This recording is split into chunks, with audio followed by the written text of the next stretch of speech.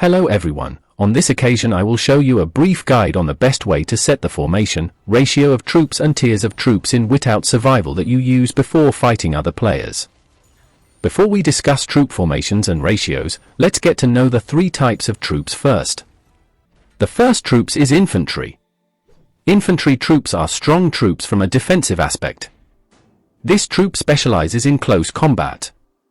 This type of troop is usually used as a tank in the front row to protect other troops that are much weaker, such as Marksman and Lancer. Even though they are said to be strong in defense, infantry troops also have advantages and disadvantages. The advantage is that infantry troops get a natural bonus of 10% on attack and defense when facing Lancer troops. And his natural weakness is when facing and fighting Marksman troops. Next is the Marksman. Different from infantry, Marksman is a type of troop that is strong from an attack aspect. This troop specializes in long-range attacks.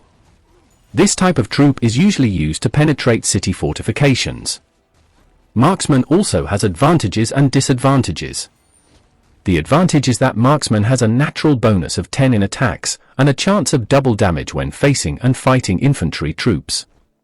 And the weakness is that Marksman is more vulnerable when facing and fighting Lancer troops. And the last one is Lancer. Lancer is a troop that can be said to be an all-rounder or balanced in terms of defense and attack. This troop specializes in mid-range attacks. Because he has balanced stats, Lancer is often used as the second tank and marksman in the team. Lancer also has advantages and disadvantages. The advantage is that Lancer has a natural bonus of 10% in attacks, and the chance to attack the back row when facing and fighting marksman troops. And the weakness, Lancer is weak when facing and fighting infantry troops. After we understand the advantages and disadvantages of each troop, now we will apply when and what ratio of troops we will use when faced with various situations. The first formation is attack. For attacking formations, I suggest using several troop ratios as follows: light attack formation, namely 40, 20, 40, medium attack formation, namely 30, 20, 50, and heavy attack formation, namely 20, 20, 60. This troop formation and ratio was tested and proven to be optimal in several situations that required maximum damage, such as in the bear hunt event. The second formation is defense.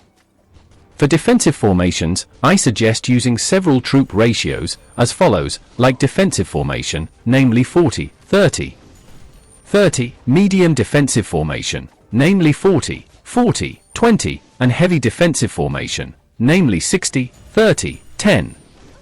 This formation and troop ratio have been tested and proven to be optimal in several situations that require strong defense. And last formation is all-rounder.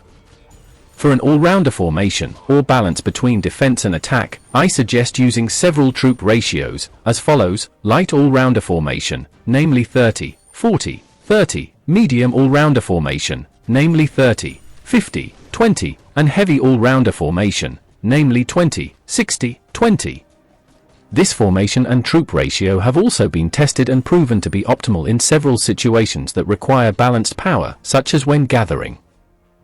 And there are several things you need to remember. First, that the formation settings and troop ratios that I explained earlier are optimal settings, meaning the victory rate is above 70%.